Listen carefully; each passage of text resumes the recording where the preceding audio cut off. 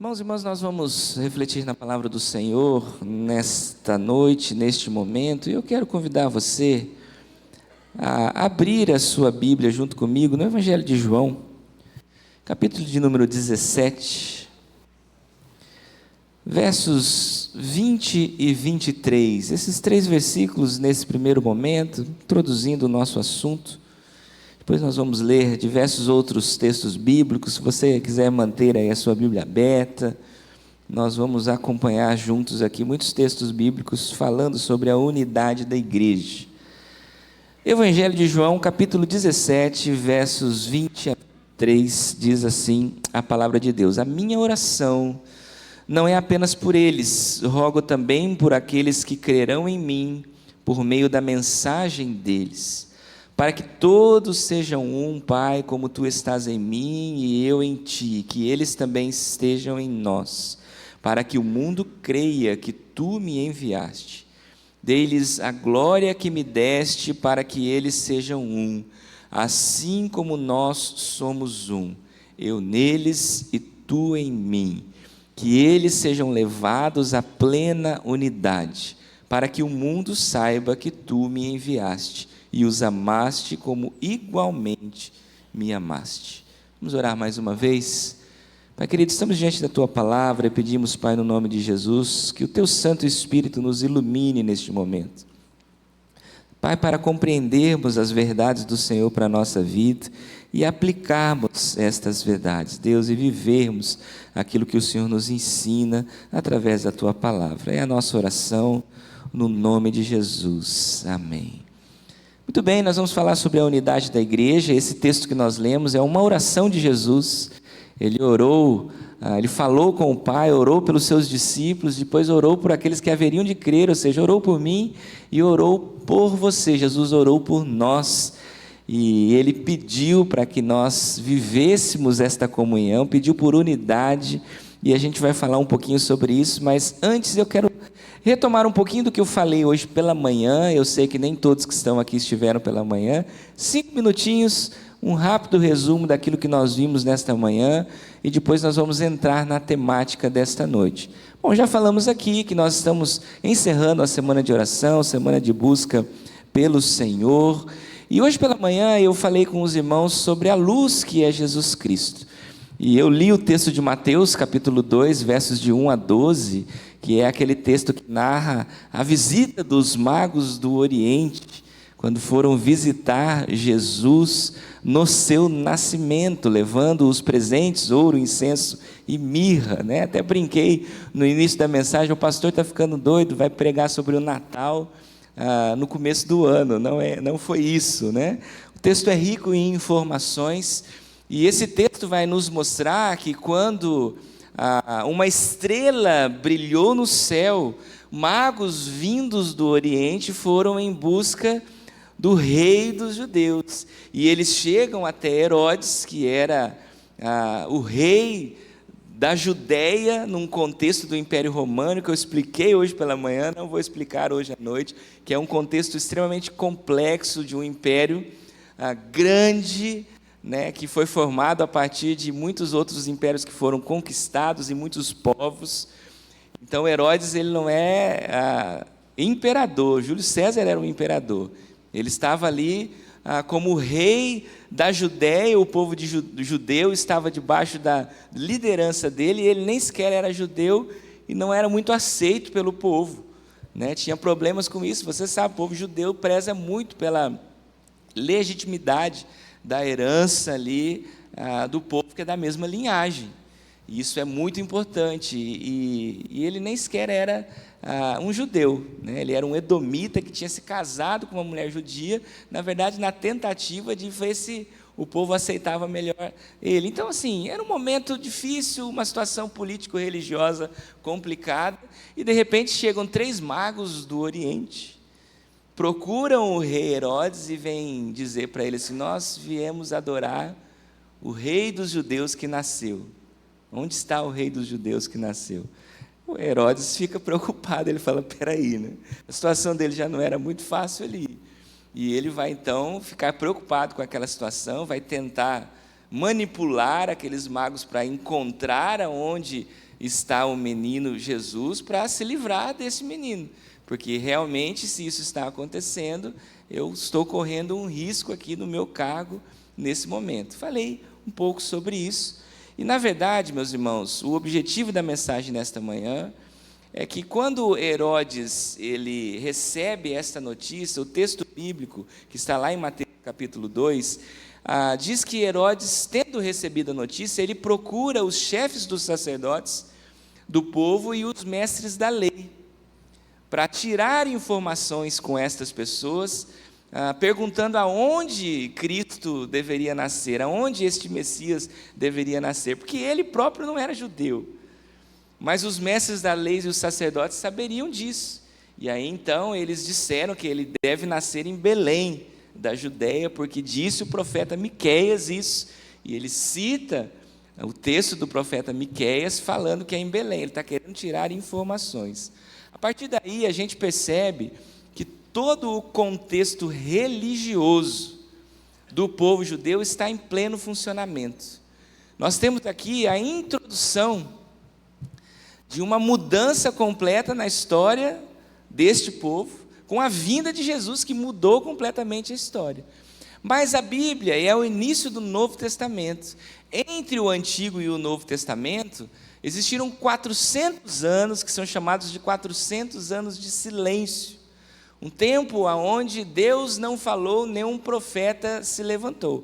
Agora, eu falei hoje pela manhã que esta percepção de que entre Malaquias, o último texto do Antigo Testamento, e os evangelhos e a narrativa da vinda de Jesus, se passaram muito tempo, é considerado um tempo de silêncio, são 400 anos de silêncio, mas não existe nenhum texto bíblico que fala de 400 anos de silêncio, e nem as pessoas que estavam vivendo isso naquele momento tinham essa percepção. Não havia a percepção de que o Senhor estava em silêncio. Essa é uma percepção nossa que temos o todo da história, que conseguimos olhar para tudo o que aconteceu e perceber que, de fato, o Senhor ficou 400 anos sem falar com este povo. Mas tudo, do ponto de vista religioso, continuou acontecendo normalmente. Todo o aparato religioso continuou acontecendo normalmente. Muita coisa na história da religião do povo naquela época mudou e aconteceu nesses 400 anos. Coisas muito importantes. E quando nós temos a narrativa de Mateus da vinda de Jesus, nós temos aqui uma religião.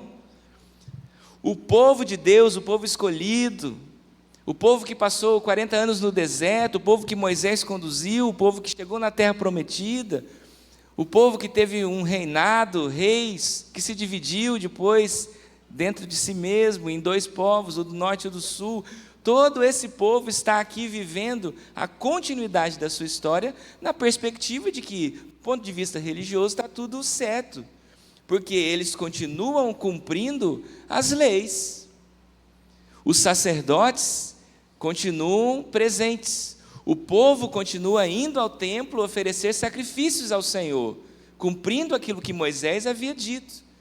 Existem agora mestres da lei, rabinos, representantes de diferentes grupos e partidos religiosos daquela época, que se criaram neste período dos 400 anos, fariseus, saduceus, essênios e alguns outros. Tudo está acontecendo de forma normal para este povo. A percepção do tempo de silêncio, a percepção de que Deus não estava falando com o povo é nossa hoje, depois do todo da história. Esse povo, ele não estava buscando a voz do Senhor e preocupado porque Deus não estava falando com eles.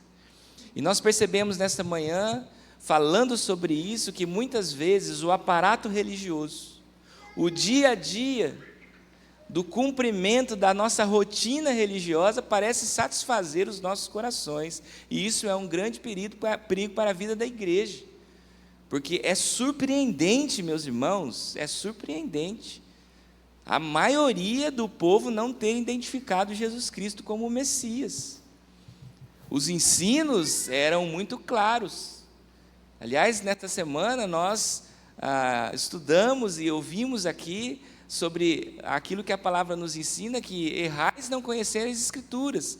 A Bíblia nos ensina sobre isso porque o povo, já desde aquela época, no embate de Jesus com os saduceus, ele olha para a cara daqueles homens que eram autoridades religiosas e diz: vocês estão errando porque vocês não conhecem as Escrituras. Eles não conheciam como? Não conheciam o conteúdo do texto. Eles conheciam o conteúdo do texto. Vou dizer para você que conheciam melhor do que a gente conhece hoje. Eles decoravam o texto. Mas aquilo não estava no coração deles, o entendimento, a voz do Espírito, o Senhor, o ensinamento, o propósito de Deus, o falar do Senhor estava completamente distante da prática do povo. Nós não somos praticantes de uma religião no automático.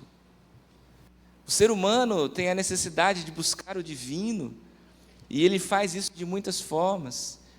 E nós não estamos aqui para pregar mais uma possibilidade de religião para alguém. Nós somos cristãos, e esse nome cristão surgiu na história da igreja. Alguns vão dizer que era até uma forma de tirar sarro. Olha lá o pequeno Cristo, olha os imitadores de Jesus. Tirar sarro porque parecia que não tinha dado certo a história. Olha lá, estão seguindo aquele que morreu, não deu certo. Mas nós sabemos que deu, e deu muito certo, porque ele não ficou naquela cruz, ele ressuscitou. E a história tenta apagar isso, e esse é um fato, e eu já falei muito aqui sobre isso também, que nos pega e nos faz pensar e traz para a nossa racionalidade um aspecto sobrenatural do Senhor, que inclusive não é muito argumentado fora do meio cristão, porque isso incomoda muita gente. Porque o fato de Jesus Cristo ter ressuscitado é fato histórico. Tentaram esconder isso, mas não conseguiram. Por quê? Porque muita gente viu. Muita gente viu ele morrer, morreu de forma violenta, extremamente violenta. Isso foi testemunhado por uma multidão. E depois Jesus saiu daquele túmulo. Os soldados que estavam lá guardando ficaram desesperados quando viram que o túmulo estava vazio, saíram correndo, com medo do que podia acontecer para eles, contaram para outros. Jesus aparece para os discípulos, e a Bíblia vai dizer que aparece para uma multidão de pessoas. Não tem como esconder isso, Jesus Cristo ressuscitou. Existe até a história e um filme que fala sobre isso, de um jornalista ateu que queria provar que Jesus Cristo não tinha ressuscitado, e ele vai, imbuído de toda a ciência, a sua inteligência, dedicar a vida a estudar e tentar comprovar que Cristo não ressuscitou. E ele vai estudar, e ele vai atrás da arqueologia, ele vai atrás de livros, ele viaja para o lugar onde Jesus viveu, ele vai entrevistar as pessoas, e o objetivo dele é provar que Jesus Cristo não ressuscitou. E essa história é uma história real, e o fim da história é: ele se torna um cristão, porque ele chega e fala: não, é verdade, Jesus ressuscitou. Então, queridos, não é só uma religião, nós estamos falando de um Deus que está vivo. E infelizmente, meus queridos, nós às vezes entramos num automático, e o nosso relacionamento com Deus, ele fica resumido a essas 4 paredes, e a um pequeno tempo durante a semana, nos cultos da igreja a qual eu frequento. E uma outra coisa que eu tenho dito muito recentemente, com o objetivo de abrir os seus olhos para o que nós precisamos viver adiante, é que, meus queridos, as pessoas estão se relacionando com Deus hoje com interesse no que a igreja pode oferecer, e nós vivemos hoje um evangelho de consumo. Eu já disse aqui à igreja algumas vezes, viu o pastor Jota aqui à frente falando sobre o momento de dízimos e ofertas. Eu sou um pouco constrangido para falar sobre dízimos e ofertas. É uma bobagem, isso é uma coisa minha, porque a Bíblia fala sobre dízimos e ofertas, e ser dizimista é algo que faz parte da vida do cristão. Nós temos que dar os nossos dízimos, porque somos participantes deste ministério. Deus nos chamou para isso, porque somos abençoados pelo Senhor, e entendemos que nós somos parte de um evangelho que está em expansão e que precisa de sustento financeiro também, e nós fazemos parte disso. A Bíblia ensina isso. Mas hoje tem tanta igreja barganhando com a fé das pessoas, desenvolvendo estruturas e mega estruturas para conseguir o dinheiro das pessoas, e a gente sabe, infelizmente, que esta é uma realidade. que às vezes, para uma pessoa que visita a igreja, você falar de dízimos e ofertas, ele pode pensar assim: ah lá, mais um pastor pedindo dinheiro, porque virou essa realidade religiosa, uma máquina, uma estrutura humana que gira em torno de interesses humanos, políticos, religiosos, para movimentar as pessoas a caminharem para um objetivo. Esse objetivo é o objetivo do Senhor, porque é a palavra que precisa ser o norte, é a palavra de Deus que orienta. E nós não estamos falando de uma religião simplesmente, estamos falando do único e verdadeiro Deus, que veio, morreu por mim e por você, e que ressuscitou. Ele está vivo, é prova de que a nossa fé é real. E meus irmãos, nós somos a igreja de Jesus hoje, e por 400 anos esse povo ficou cego, e Cristo veio, e eles não entenderam que era Jesus, eles perseguiram Jesus, eles queriam matar Jesus, porque estavam preocupados em perder o seu poder político e religioso, estavam preocupados. Meus irmãos, isso é um completo absurdo, e nós não podemos fazer a mesma coisa. E não adianta você pensar que não, eu não sou assim, a igreja, minha igreja, e eu não incorro nesse erro. Sim, incorremos no mesmo erro, de entrarmos nesse processo automático, de nos relacionarmos com Deus a partir de uma religião estruturada num contexto social onde nós vivemos. A proposta bíblica é muito maior do que essa. E nós vimos então hoje pela manhã que a luz de Jesus veio para brilhar neste mundo, e que a partir dele, e como salvos em Cristo Jesus, e templo do Espírito Santo, eu e você somos a luz deste mundo, e nós não podemos esconder esta luz. Jesus nos ensinou isso, embaixo de uma vasilha. Nós precisamos brilhar, viver como Jesus, testemunhar o amor de Jesus. Esta é a igreja de Jesus. A igreja foi feita para isso, para alcançar outras pessoas, para iluminar um mundo que está em trevas. E meus irmãos, para fazermos isso, e eu sei que eu gastei mais de 5 minutos, o pastor gosta de falar, né?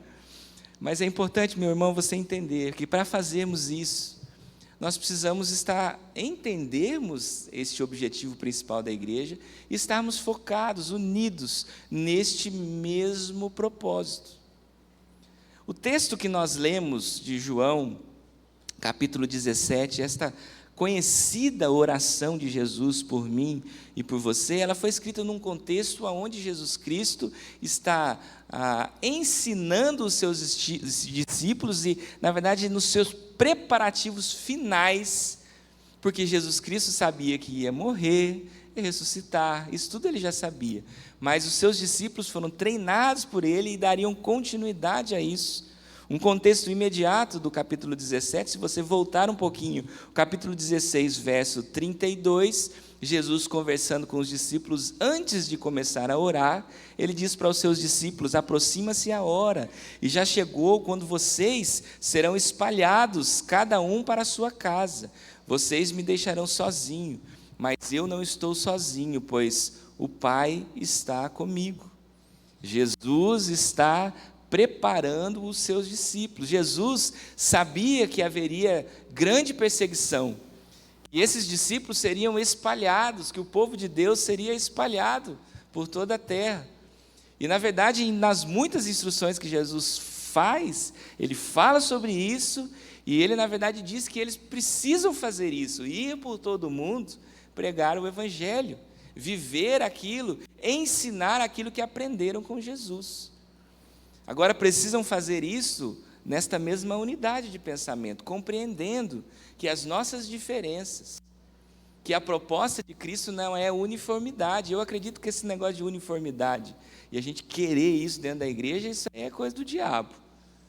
Porque, de verdade, meus irmãos, às vezes acaba até atrapalhando, e nós hoje, e falei um pouquinho sobre isso pela manhã, nós hoje vivemos, perceba isso, a sociedade hoje, a pós-modernidade, trouxe algumas características que são muito marcantes para o nosso momento social, o momento de vida que eu e você estamos inseridos, e somos influenciados de muitas formas, você e eu.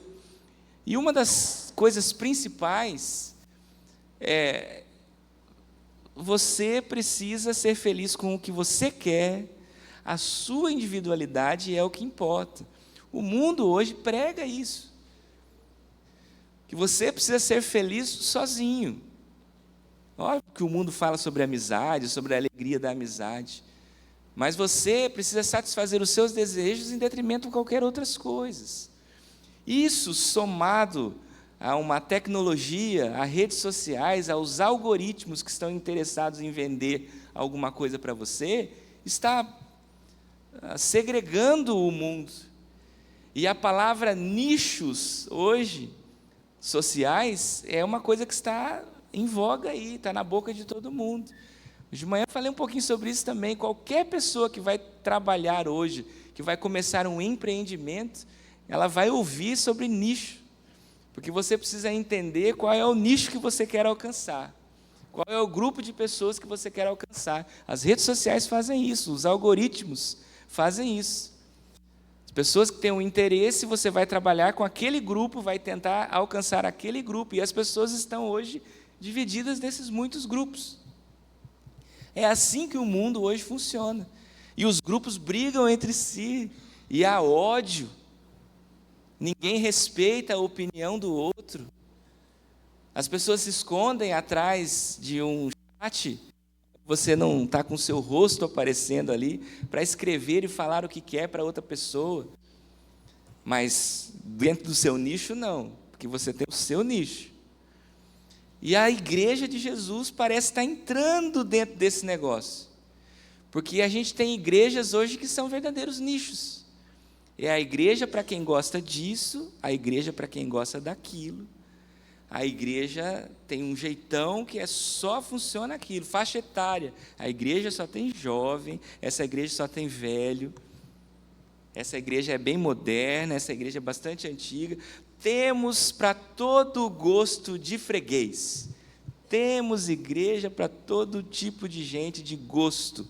Procure a sua. Se encaixe numa igreja onde todo mundo seja como você, pense como você, tenha as mesmas experiências de fé que você tem. De onde vem essa ideia? Cristo criou a igreja para ser assim? Não, de forma alguma. A multiforme graça de Deus precisa ser parte da igreja. Quando Ele nos convida para vivermos a unidade, a perfeita unidade, Ele já sabe que somos diferentes, e o amor que nos une nessa diferença.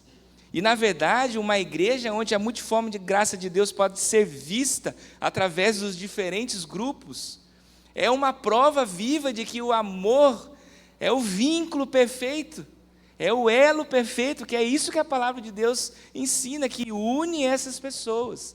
Estão todas motivadas, unidas por um mesmo objetivo, porque para isso foram alcançadas por Cristo.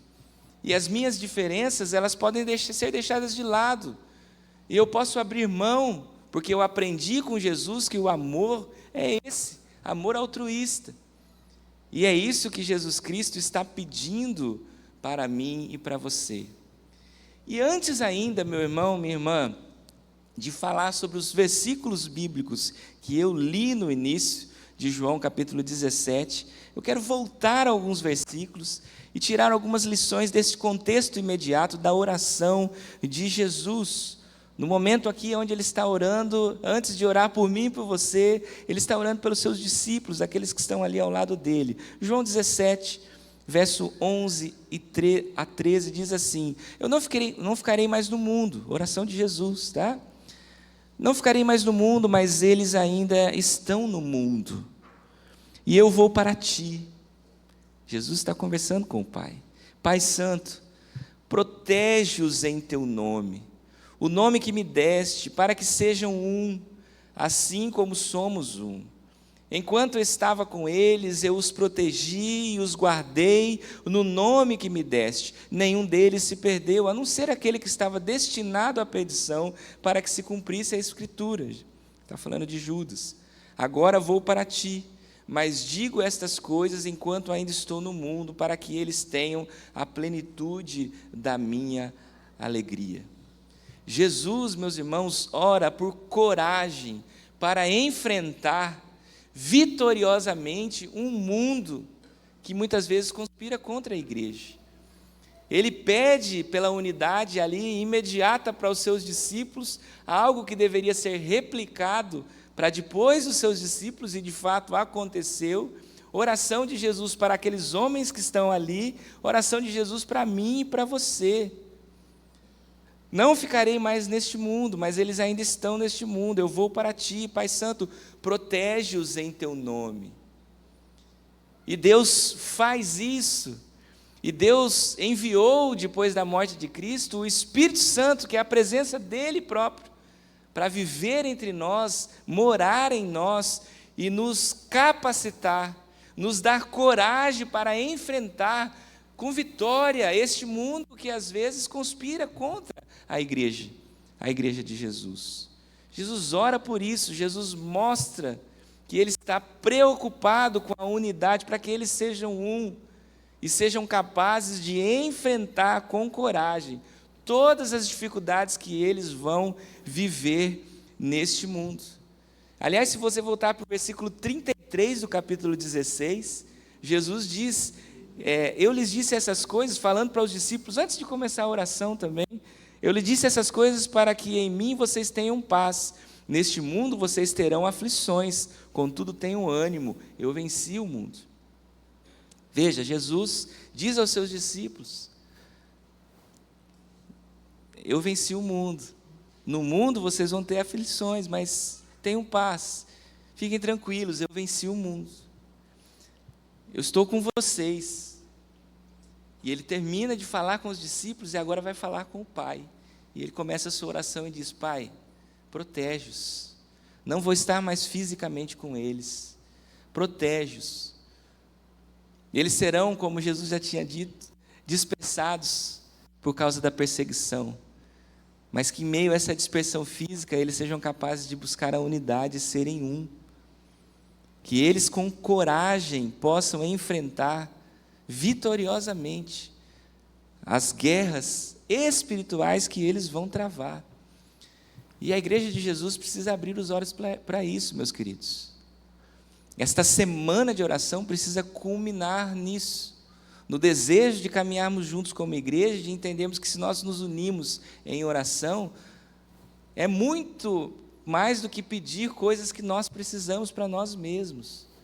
O nosso relacionamento com Deus precisa transcender o meu desejo, a minha necessidade pessoal. Isso faz parte, eu não estou criticando isso. Na verdade, começa assim. Mas, queridos, para que isso tudo? Para que o relacionamento com Deus? Ele precisa gerar algo, e Jesus nos chamou para gerar algo. Por quê, queridos? Ainda no capítulo 17, versos 14 e 15, diz assim, dei-lhes a tua palavra, e o mundo os odiou, pois eles são do mundo como eu também, eles não são do mundo como eu também não sou. Rogo que os tires do mundo, não rogo que os tires do mundo, mas que os proteja do maligno. Olha aqui que coisa interessante, queridos. Jesus orando, ele ora para que eles tenham coragem, Deus proteja eles. Senhor, Pai, Paizinho querido, proteja os meus discípulos. E ele diz, Jesus, para o Pai em oração, eu dei a palavra, eu dei-lhes a tua palavra, estou deixando o ensinamento. O mundo os odiou, mas, Pai, eles não são do mundo como eu também não sou. E eu não peço que o Senhor tire eles do mundo, eles vão ficar aqui, eu sei que eles vão ficar aqui. Faz parte do projeto de Deus, para mim e para você. Mas os proteja do maligno. A oração de Jesus, e nós aprendemos com a oração de Jesus, que a igreja tem que ter entendimento da condição espiritual desta unidade. Porque existe um maligno, e existe um diabo que quer separar. Se você olhar para a história da igreja, se olhar para o livro de Atos, existem algumas coisas muito interessantes, e é muito fácil notar isso, está escancarado no texto. Leia o livro de Atos. A perseguição não parou a igreja. Nós até cantamos uma música assim. Nós olhamos para o livro de Atos e nós começamos a ver a história da expansão, os lugares para onde a igreja vai avançando, e nós olhamos para as cartas de Paulo, e nós começamos a ver as narrativas de todos os desafios que a igreja vai vivendo, e ferrenha perseguição sobreveio sobre a igreja de Jesus naquele tempo. E quanto mais a igreja de Jesus ela foi perseguida, quanto mais ela foi pressionada, mais ela cresceu. Hoje de manhã dei um testemunho falando sobre isso. Falei aqui até sobre algumas informações sigilosas da Junta de Missões Mundiais, que eu não posso repetir hoje, porque o culto está sendo transmitido. A igreja que mais cresce hoje, isso eu posso falar, a igreja que mais cresce hoje é a igreja subterrânea na China, um país perseguido. Por mais esforço que o governo tenta de impedir que o evangelho propague naquele lugar, a igreja cresce, e cresce muito, a chamada igreja subterrânea. A perseguição não para a igreja, nunca parou e nunca vai parar. Mas no livro de Atos, se você ler, você vai ver que a igreja enfrentou grandes problemas. Aliás, a própria igreja de Jerusalém, ela se desfez por divisão.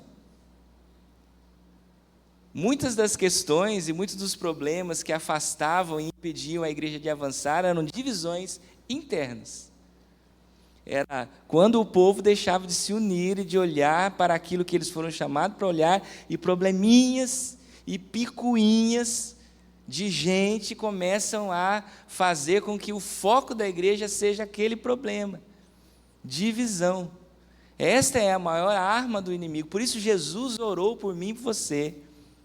Por isso orou assim: Pai, que eles sejam um, assim como eu sou um contigo e tu és um comigo, Senhor. Que eles da mesma forma sejam um conosco, para que o mundo creia que o Senhor foi enviado. Meus queridos, é óbvio você perceber que a unidade do povo de Cristo é fundamental para que nós possamos avançar de verdade como igreja, não instituição religiosa, mas o corpo de Cristo. E o que eu disse hoje pela manhã, meus irmãos, que nós estamos aqui para além da instituição. E nós precisamos acordar para isso. E nós precisamos crescer. Nós precisamos avançar, mas crescer não porque nós queremos encher mais esse lugar, não porque nós queremos derrubar essas paredes e construir um templo maior para falar que a gente pode, que a gente é muito poderoso. Tire isso da sua cabeça, mas porque você ama as pessoas, porque você ama a obra missionária, você ama a missão que Deus deu para você, e você está unido, você junta forças para cumprir o objetivo que Deus deu para mim e para você. E eu quero então falar do objetivo desta unidade. Vamos voltar para o primeiro texto que eu li para você, versículos 20 a 23. Vamos ler novamente a oração de Jesus agora por mim e por você. Minha oração não é apenas por eles, ele está falando dos discípulos que estavam ali do lado dele. Eu rogo também por aqueles que crerão em mim, agora sim, eu e você, por meio da mensagem deles, para que todos sejam um, Pai, como tu estás em mim e eu em ti. Que eles também estejam em nós, para que o mundo creia que tu me enviaste. Deles a glória que me deste, para que sejam um, assim como nós somos um. Eu neles, tu em mim, que eles sejam levados à plena unidade, para que o mundo saiba que tu me enviaste, e os amaste como igualmente me amaste.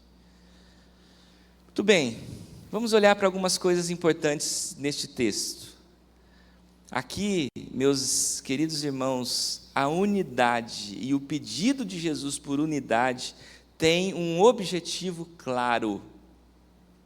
A unidade do corpo de Cristo serve a um propósito claro, estabelecido por Deus.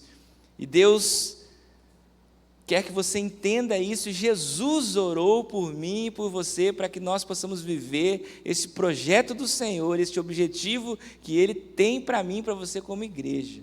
Que nós sejamos um, para que o mundo creia.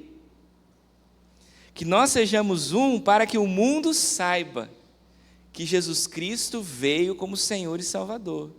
Para que o mundo saiba que tu me enviaste. A comunhão, a unidade do corpo de Cristo, que é a igreja de Jesus, tem um objetivo principal: para que o mundo creia que tu me enviaste. Muitas vezes, queridos, algumas igrejas, e nós incorremos no perigo de cairmos nisso, eu acredito que não estamos assim, glória a Deus por isso, mas é fácil, e eu poderia citar algumas histórias que conheço pessoalmente de situações assim em igrejas, onde as pessoas se fecham no seu mundinho, e utilizam as 4 paredes de uma igreja, porque aí são paredes mesmo, porque o projeto de igreja não é esse, para se proteger num ambiente, num lugar acolhedor, gostoso, desfrutando da comunhão, da alegria de estarmos juntos, e se fecham numa bolha. Pode até ser uma bolha com pessoas diferentes, para falar que existe diversidade ali, mas tem medo do que está lá fora. E o objetivo maior da igreja, começa a se falar de comunhão, da alegria de estar junto, mas se você olhar com um olhar um pouquinho mais amplo sobre a situação, você vai ver um grupo de pessoas amedrontadas, que se unem para se proteger, se afastar das questões que estão fora dessas 4 paredes, porque aqui dentro nós estamos protegidos, porque aqui dentro nós temos o mesmo pensamento, porque aqui dentro a nossa fé é a mesma, e nós vamos fazer de tudo para que a gente viva aqui, protegidos, nesse ambiente gostoso, quentinho, de comunhão. Eu ajudo você, você me ajuda, está tudo certo. E de vez em quando, chega um camarada novo, e se ele está mais ou menos dentro dessa ideia, ele se agrega aqui, se achega, e a gente dá um jeito de trazer ele para dentro da nossa bolha. A comunhão, a unidade do povo de Deus não é para isso, é para que o mundo creia, é para que o mundo veja, porque como falei hoje pela manhã, nós somos luz, a luz de Cristo, Cristo veio para brilhar no mundo. O crente não pode temer o mundo, o crente precisa se unir as forças, ombro a ombro, para avançar, como a palavra de Deus nos ensina, empurrando as portas do inferno, derrubando essas portas, porque elas não prevalecem contra a igreja de Jesus, e nós somos, queridos, a igreja de Jesus. A nossa semana de oração, e o meu desafio para você, como seu pastor, é que nós terminemos essa semana refletindo nisso, e eu citei durante a semana de oração a história de um povo, uma história de avivamento que é muito interessante, me lembrei aqui durante a semana, e eu quero contar com um pouco mais de detalhes para você essa história. Os morávios, os irmãos morávios. Os irmãos morávios são irmãos no século XVIII, pessoas perseguidas, um momento de perseguição, período de pré-reforma. Não vou dar tantos detalhes históricos aqui para a gente ganhar tempo, tá bom? Depois pesquisa lá sobre os morávios, você vai ver que é uma história muito interessante, história real que aconteceu. Período de pré-reforma, povo perseguido, igreja perseguindo os cristãos, e eles foram dispersos, saíram dos seus lugares, das suas casas, de onde moravam, e se juntaram e chegaram nesse lugar, onde hoje é a República Tcheca, e viveram num lugar onde um lugar chamado Morávia, e ali eles foram chamados os irmãos morávios. E eles ali, acuados, perdidos naquele lugar, com medo, e tinha gente de todo canto, tinha gente que falava língua diferente, tinha gente que tinha experiências doutrinárias e de fé diferentes, e eles se juntaram todos no mesmo lugar, por conta da perseguição, e ali eles estão. E aí vem toda a história, e por fim eles são acolhidos por uma pessoa, eles são acolhidos numa fazenda, e eles começam a viver juntos ali, e experimentarem na prática aquilo que significa a fé cristã, mas eles estão machucados, eles estão feridos, eles são foragidos, eles têm origens diferentes, eles têm tradições diferentes, eles agora não têm mais dinheiro, eles não têm influência nenhuma, eles estão ali completamente perdidos. Mas um homem de Deus, que acolhe ele nessa fazenda, um homem que tem um nome difícil de pronunciar, que é Zinzendorf, né? Vou falar só esse que é mais fácil, o nome comprido dele é difícil de pronunciar. Ele acolhe esses morávios e eles passam a viver na fazenda do Zinzendorf. E a história vai contar que ali dentro, essas diferenças entre eles começam a trazer problemas, porque eles começam a brigar entre si, querer defender ali os seus pontos de vista diferentes, e alguns nem falavam a mesma língua. No início da história, uma história longa. Mas nesse momento, o Zinzendorf, ele faz uma proposta, ele tem uma proposta para aqueles irmãos morávios. Ele diz para aqueles irmãos que existe uma coisa que uniu todos naquele lugar, que motivou ele, inclusive, a acolhê-los naquele lugar, que é a fé em Cristo Jesus. E ele vai dizer para aqueles irmãos: olha, vamos fazer uma reunião de oração, e vamos pedir a Deus que nos dê unidade, vamos nos unir nesta ferramenta espiritual extraordinária que Deus deu para todos nós, vamos pedir que Deus nos dê unidade. E aqueles irmãos morávios, eles começam então uma reunião de oração, e a palavra de Deus, nós não sabemos explicar isso, a não ser pelo sobrenatural de Deus. Eles estavam realizando um momento de ceia, nessa reunião de oração. A presença do Senhor inundou aquele lugar. Eles perceberam a presença do Senhor naquele lugar. E esta reunião de oração, que era para durar talvez uma noite, na perspectiva, sei lá, mais ousada, alguns dias, ela não parava mais. Os irmãos não queriam mais sair dali, não queriam mais parar, não queriam mais deixar de orar. E esses irmãos começam um movimento de oração que, meus queridos, mudou a história da obra missionária no mundo. Mudou a história da igreja. Influenciou tremendamente a vida da igreja. Foi um momento de grande edificação e de grande avivamento na história da igreja com os irmãos morávios. E se você não sabe, este movimento ininterrupto de oração durou 100 anos. 100 anos, meus queridos. Eles se dividiram em grupos e faziam um revezamento a todo instante, durante 100 anos, ininterruptamente. Esse povo orou pela unidade da igreja, deixaram as suas diferenças e se uniram num único propósito. E, queridos, a gente consegue ver na história dos morávios exatamente o que diz o texto que nós estamos estudando. Eles passaram a ser um para que o mundo cresça, que Jesus Cristo foi enviado, porque o resultado deste grande avivamento não foi uma igreja poderosa e orgulhosa do poder do Senhor. O resultado deste grande avivamento foi missões. Este povo começou a ser enviado, eles começaram a sair dali, e tem histórias, queridos, extraordinárias, algumas até curiosas. Teve um camarada que chegou para os como é que é o nome do homem? Senhor amado, pensa num nome difícil, Zinzendorf. Chegou para o Zinzendorf e falou assim: eu quero sair daqui, e tem um navio que está partindo, e eu vou entrar naquele navio, porque eu vou sair daqui e vou pregar o evangelho. E aí o Zinzendorf chega para ele e fala: você está precisando do quê? Você precisa de alguma coisa? O que a gente pode fazer para você ir para lá? Ele fala assim: não preciso de nada não, se quiser me ajudar, arruma uma sandália melhor para mim, que minha sandália está ruim.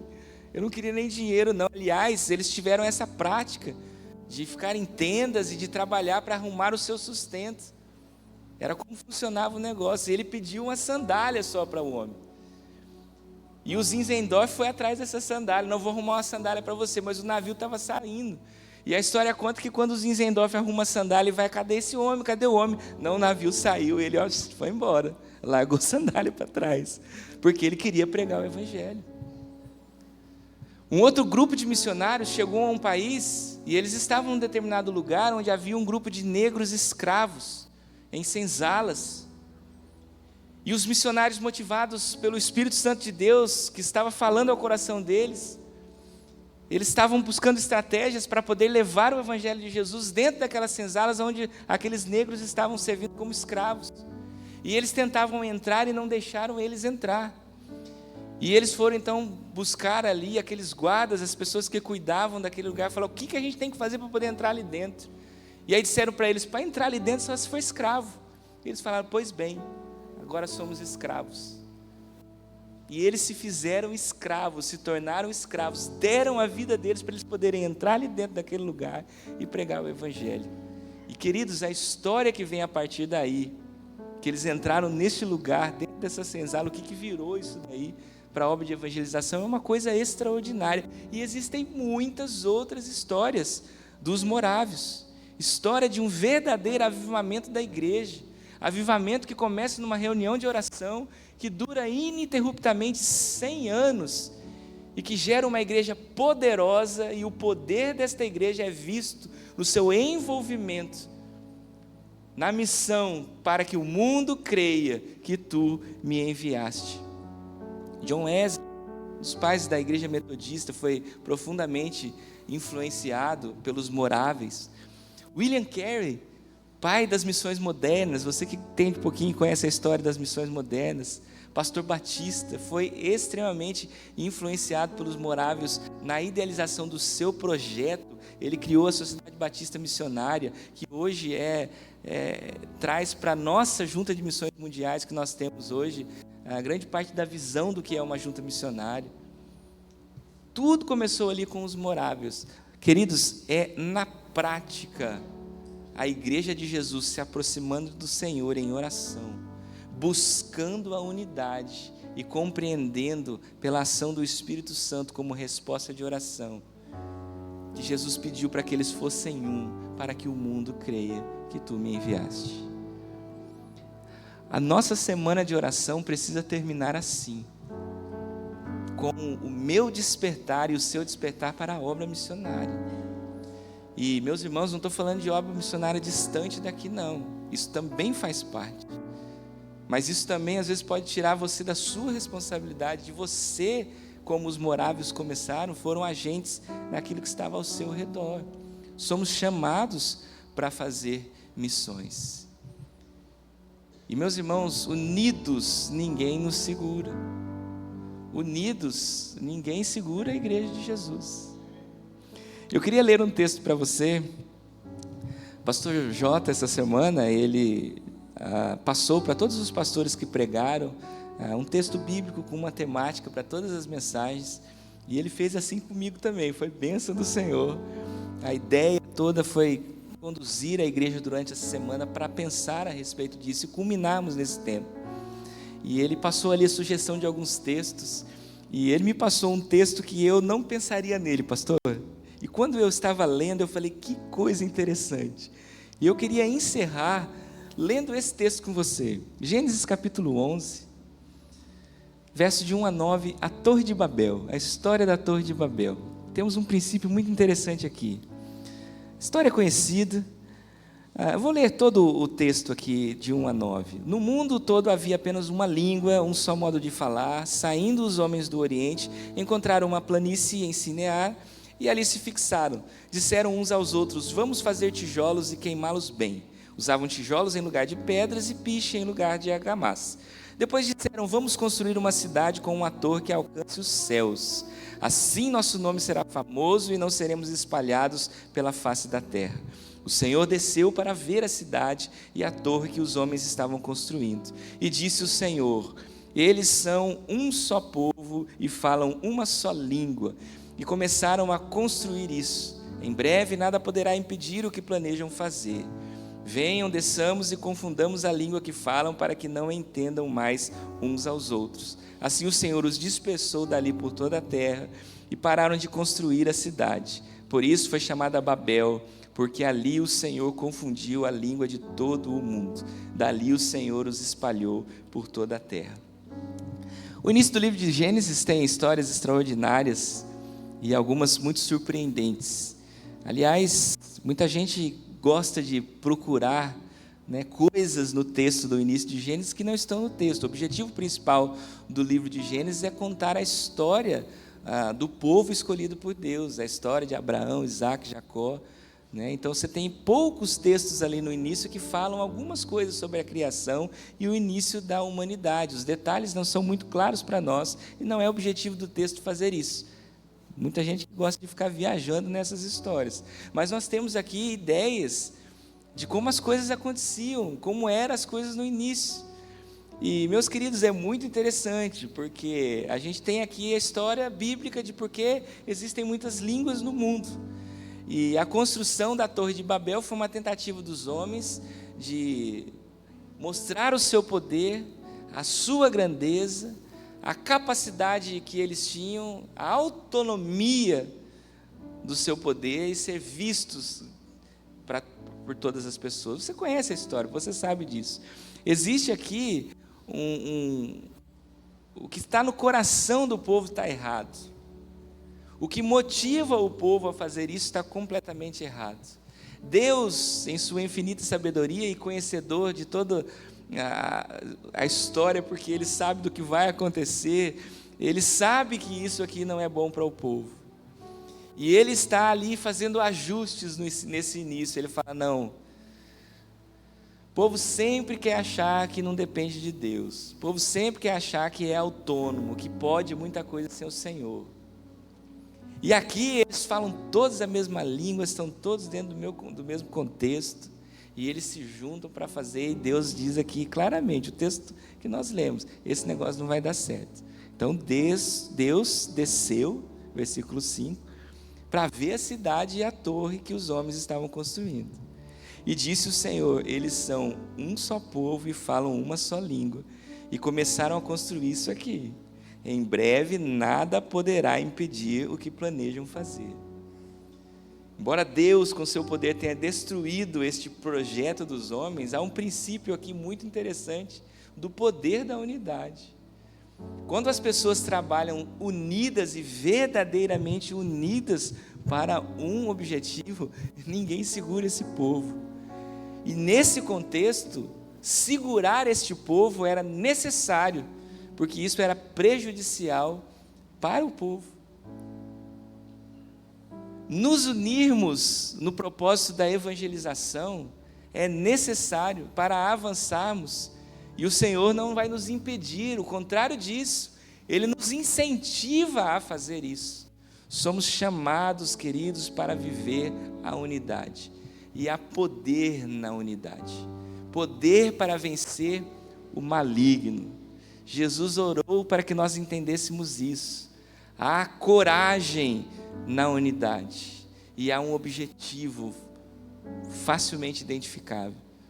Somos um para que Cristo creia, para que nós possamos mostrar ao mundo, para que o mundo creia que Cristo foi enviado.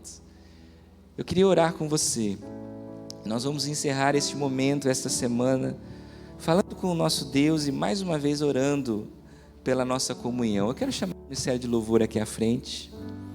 Nós vamos cantar a música em comunhão mais uma vez. Por favor, me ajudem aqui. E eu agora quero convidar você a ficar em pé.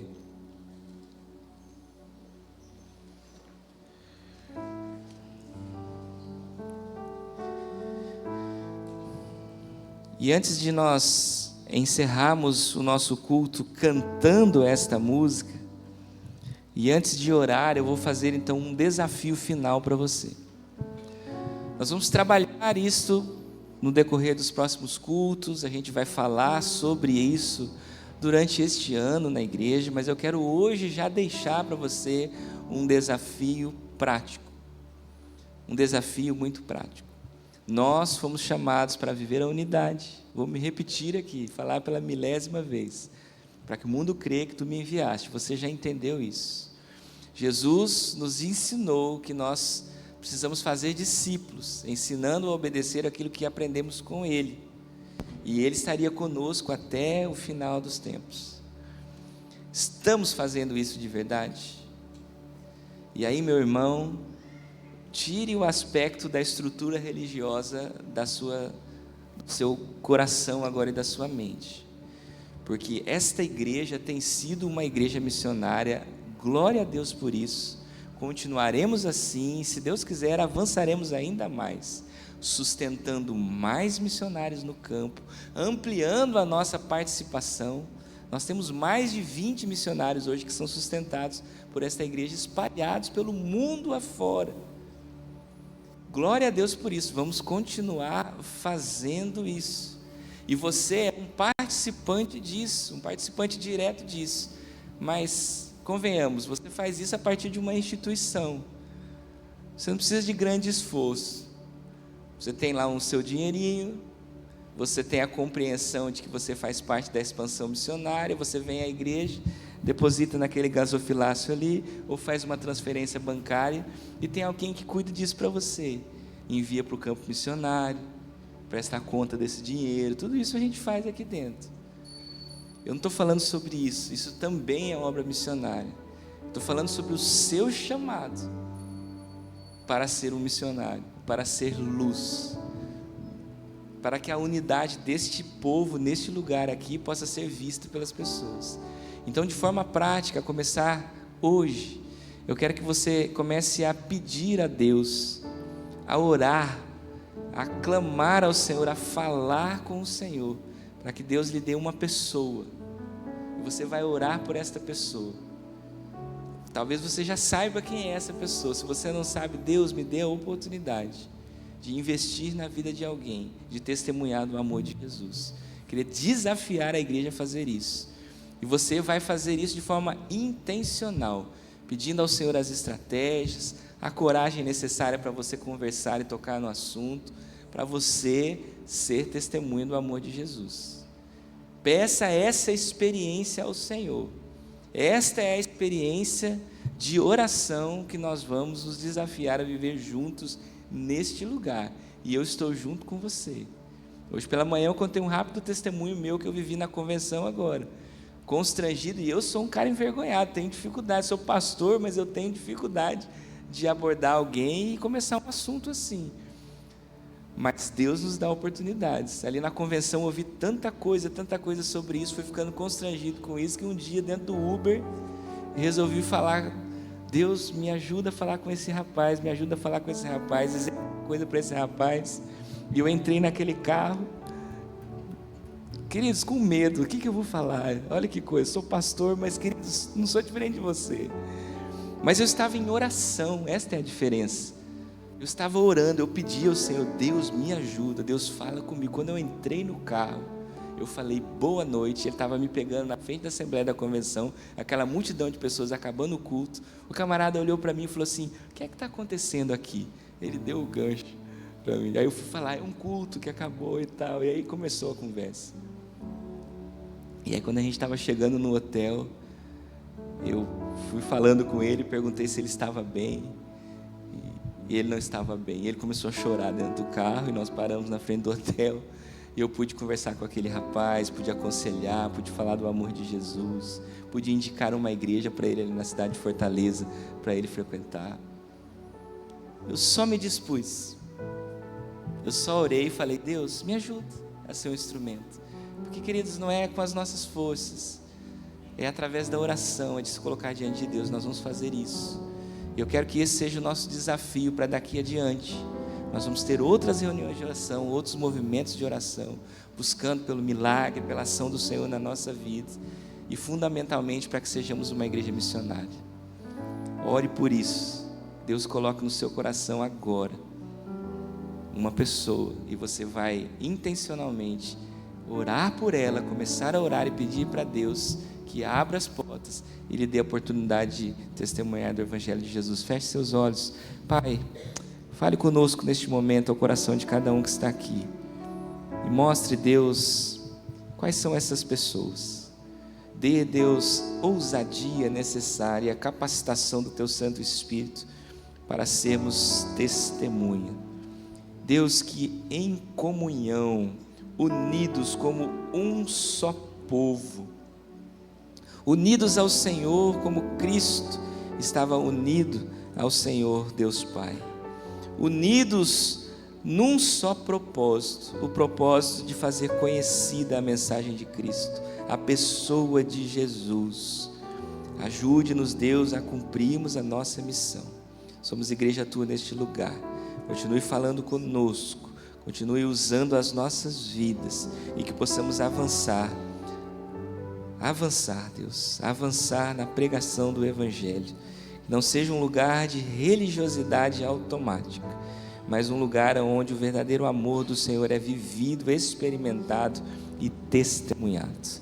Esta é a minha oração, no nome santo de Jesus. Amém. Amém. Vamos cantar a canção juntos?